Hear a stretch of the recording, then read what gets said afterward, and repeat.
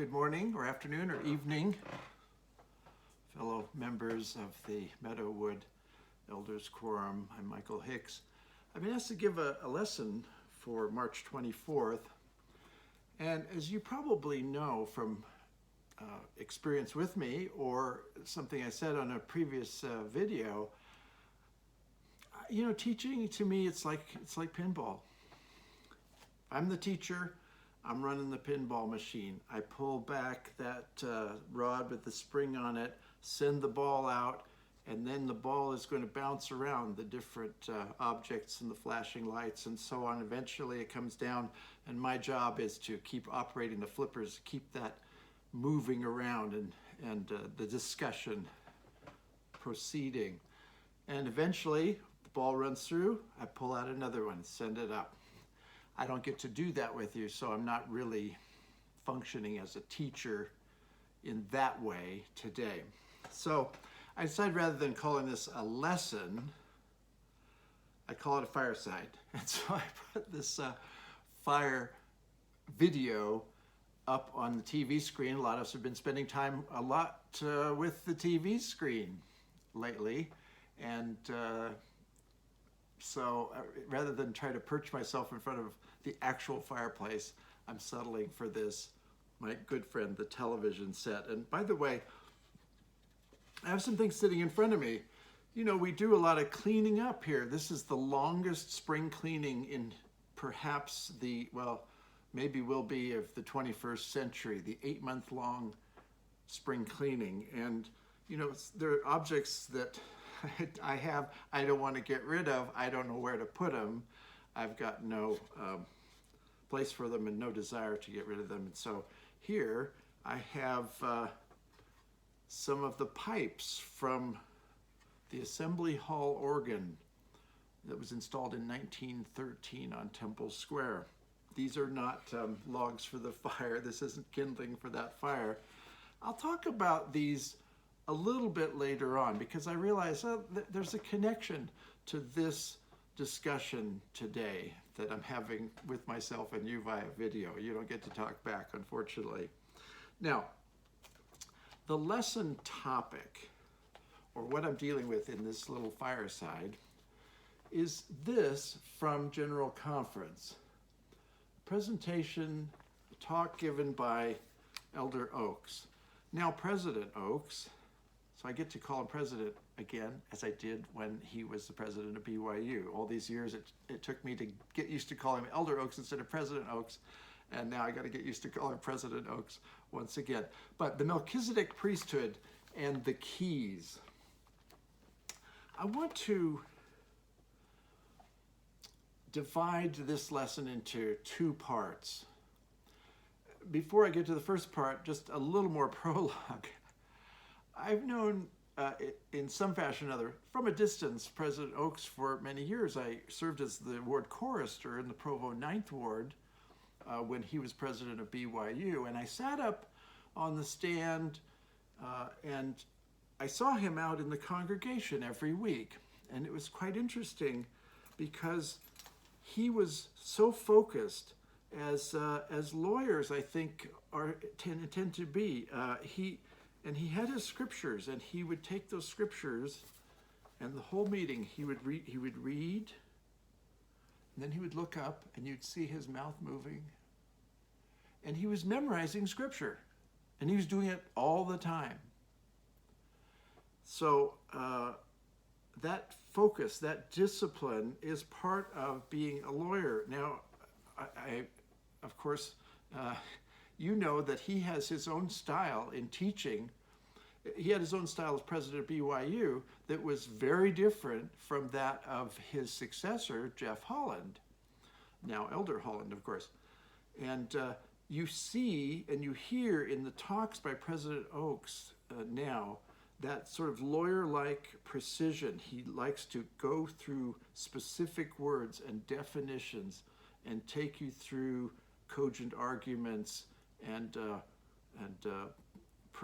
procedures of thought, as it were. And so you have that in this talk to some extent. And I want to in the first part of my fireside, talk about some of the language that he uses. The thing that he talks about, of course, at the beginning is priesthood itself. And you have had many lessons on priesthood and talks on priesthood and so forth. And he sort of reviews those. You know, priesthood is one of those terms that is used in various ways in our history, and you can talk about the priesthood in its history, the development of the priesthood. You can talk about the offices in the priesthood. You can talk about the rights of the priesthood and how the priesthood operates and so forth. And he gives a little overview of that, but essentially the point is, in this discussion of his and many others, that the priesthood is the power of God given to mankind, and it is dispensed, exercised in various ways. One of the points he makes, President Oakes, in this talk, that I think is a really useful one,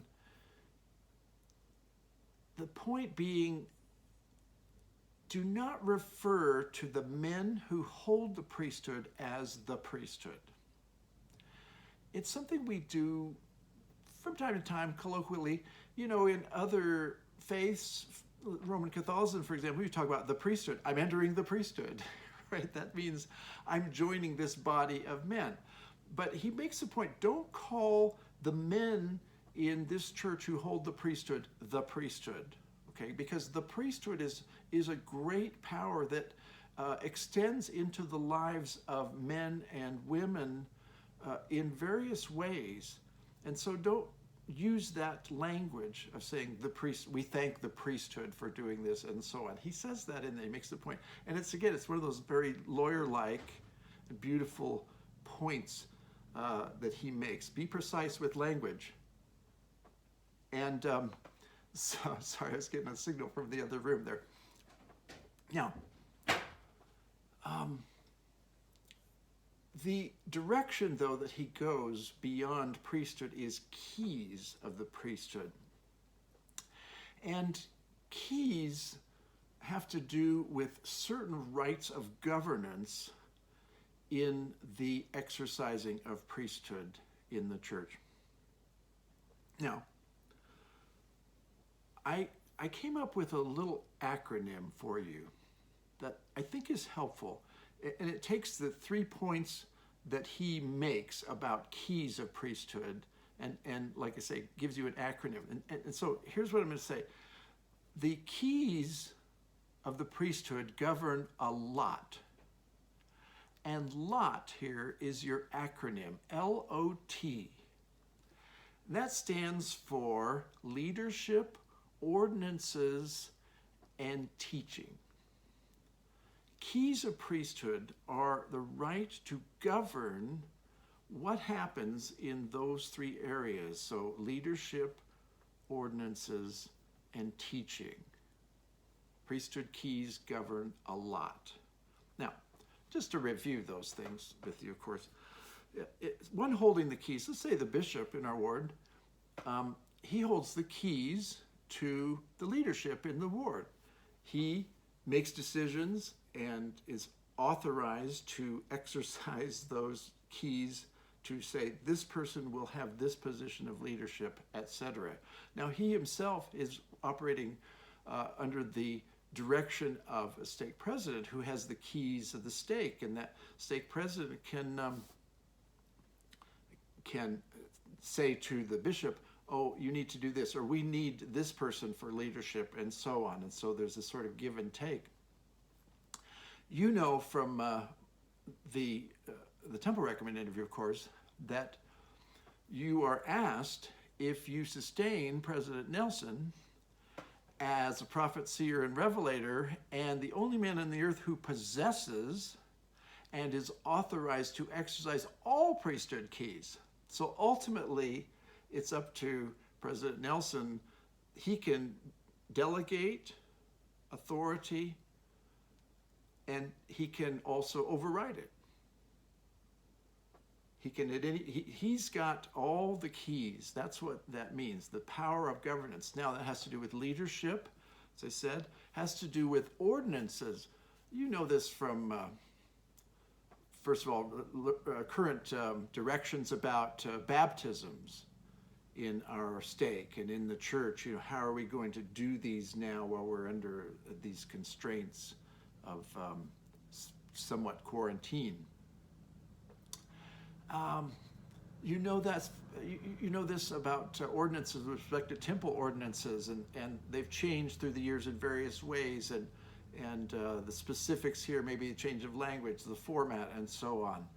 That's all under the direction of President Nelson.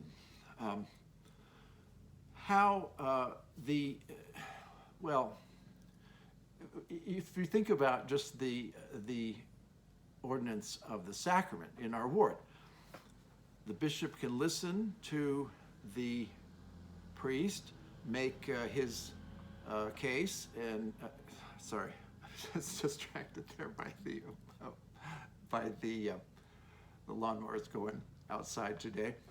But when I just said make his case, he can offer the prayer, and that's the kind of making of his case, and the bishop or someone in the bishopric will listen and say, no, you've got to do that again. Or say, well, that's okay. You know, maybe there was a little flaw, something. So they even have the keys with respect to those bits of ordinance, just dealing with the sacrament. So now teaching, the T of RLOT, you know, we've talked a lot about the latest curriculum in the church. We've had curricula over the years dealing with the priesthood manuals, focusing on teachings of different presidents of the church, and certainly we have this rotation through the standard works in Sunday school, etc. So what is to be taught, and to some extent how it's going to be taught and who's going to teach it, those are things that are governed by keys of priesthood, ward level, stake level, general level, and so forth. Now, I'll just leave it at that, say that the keys of the priesthood govern a lot. And remember, that refers to leadership, ordinances, and teaching. And these are points that President Oakes makes without that acronym. All right, that's part one of this fireside today. And let me just go to part two. Keys. I'm going to get into this words and definitions area that a lawyer would, because keys have a lot of different definitions depending on the context. And you know, when a word has multiple definitions, that can be frustrating for some people because they feel like, oh, I hear the word and which path am I going to take to its meaning? But on the other hand, realize that multiple definitions can be a great blessing because you can enjoy this sort of bouquet of meanings. We have this with lots of things. Zion, for example, has many wonderful meanings, and you trace each one and so on. So it's not like, oh, I got to pick the right one. You can enjoy all the different ones. Well, with respect to keys, normally we think of keys in this way, right? If you're a locksmith, you have a sign outside that says keys, and this is what you're talking about. Or if you're a mechanic, a key might be, an auto mechanic might be this. You have this in your, well, I carry this around in my pocket, and I walk up to my car, and there's some radio frequency or whatever that the car recognizes, and the lights come on, and then like a little puppy, it's suddenly quite eager to see me, and I feel welcome to the car, and it unlocks for me, and so on. Now, my mother worked for the Gaucher Map Company for years, and so here's a map of California, And she was one of the people drawing these illustrations of different locations and so on, painting them and whatnot. But you know, a map has a key on it. So map keys are telling you the meaning of different symbols.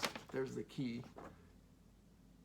You know that concept. A key is something that is informing you on different meanings of symbols and colors and so on. It gives you some means to getting into those. So for her, a key might be a map key. Now, I'm a musician, and for musicians, keys have a number of meanings.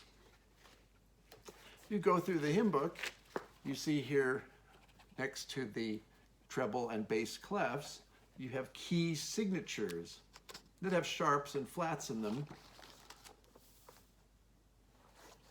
as you see here.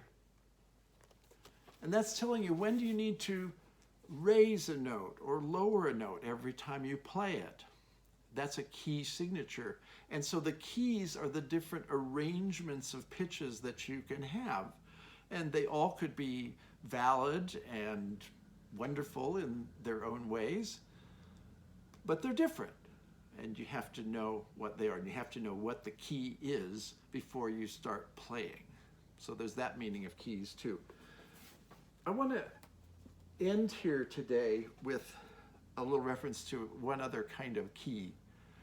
And here, we come back to these. Now, if you're an organist and you talk about the keys, it might be the keys on the keyboard, not the keys on your computer keyboard. That's another kind of keys, of course, but you're playing the white keys and the black keys and so on. And with the organ, that's going to open up the pipe here into the wind chamber, and the air will blow through here. It's kind of like the Spirit blowing through this and giving you the right pitch. But I want to show you a different kind of keyboard key here, and this is something that pianists deal with all the time. If you play piano, you have keys. You've got 88 of them. They're white and black. Here you have the two sort of joined here in this piece that is used by piano technicians for training. And you can see I press this key down, and it sends this hammer in this upright piano to hitting, in this case, a rod that is a facsimile of a string on the piano. Now the pianist plays this key, and that note is struck. And they play it softer, and they get a mellower, lower volume of sound. They hit it harder, and they get something louder, and so on. But the keyboard player doesn't necessarily know, and probably doesn't know, all of the things that are involved between the stroking or hitting of that key and the hammer hitting the string. You can see this, it is unbelievably complex. All of the things that are going on to transfer weight and power in the physics of this mechanism, it's really quite complex. And so I want to, I guess, remind you and remind myself that when we talk about keys in this sense, where you're playing on the keys, you're the one with the keys and you're playing, there's a lot that goes into making the right sound, getting the correct pitch in the end. I think of those little parts of the mechanism as being, first of all, the background, the experience of the person operating the keys, the personality, the training, the prayerfulness, and the counseling that that person does with colleagues in the priesthood. I think there's so many things that go into making keys operate in a way they were meant to get the desired result. And so I want you to appreciate and pray for those who hold the keys, that all these things will work perfectly to get from the operation of the key to the proper result, that musical tone that you want of beauty. Now, having said that, I want to end with just a quote from President Hinckley. This is one of the great prophetic books, actually, Standing for Something. And in the last chapter of this, he calls it an epilogue. The title is The Loneliness of Moral Leadership.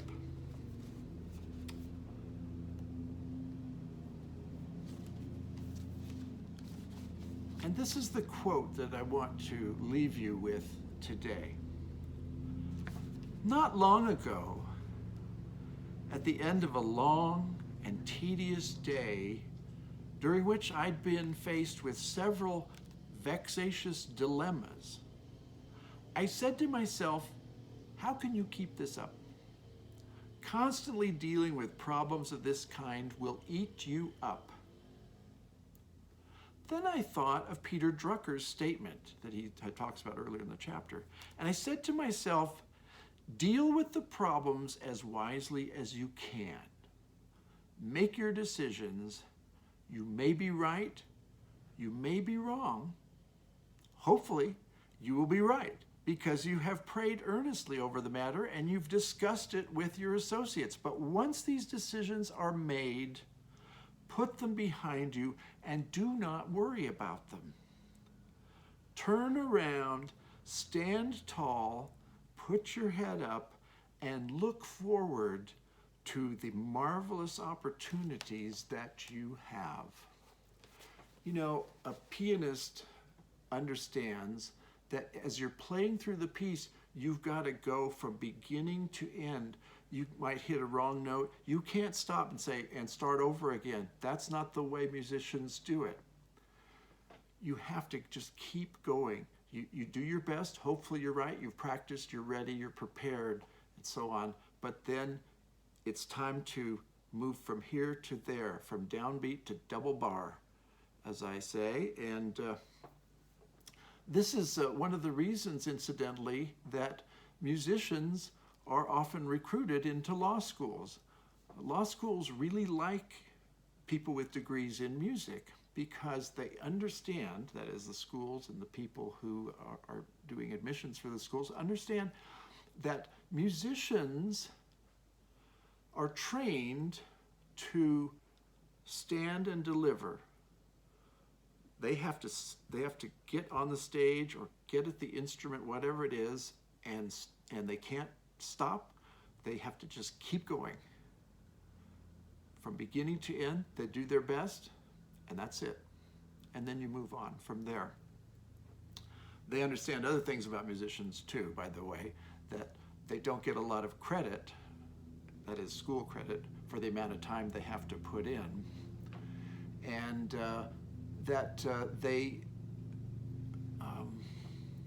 there's a certain kind of discipline that's really important for musicians, and it transfers well to being lawyers. And many of our great composers in history have also studied law. We're talking about Schumann or J.S. Bach and so forth, even Stravinsky. So I just want to leave you with that thought that when you're contemplating the keys of the priesthood, there are many things that are going into the operating of those keys. This complex mechanism taking place, moving beyond these keys to maybe this other metaphor of keys. And in that light, appreciate those who are exercising the keys. They're doing their best. And if you're the one exercising the keys, you're doing your best. But in any case, once the decisions are made, put them behind you. Do not worry about them. Turn around, stand tall, put your head up, and look forward to the marvelous opportunities that you have. And what a great message for this whole era in which we're currently living. Thank you so much for taking this time with me. I hope it's been valuable and not a bore. And I was able to proceed and stand tall, or sit tall at least, and make it from beginning to end, even with these lawnmowers suddenly plowing into our property. I hope those weren't too audible or distracting for you. But seriously, great messages here. Remember, priesthood keys, they govern a lot. And that means leadership, ordinances, teaching. And then think about the different meanings of keys. Hope that's useful for you. I've enjoyed spending the time. And have a great rest of the day or evening. Thanks.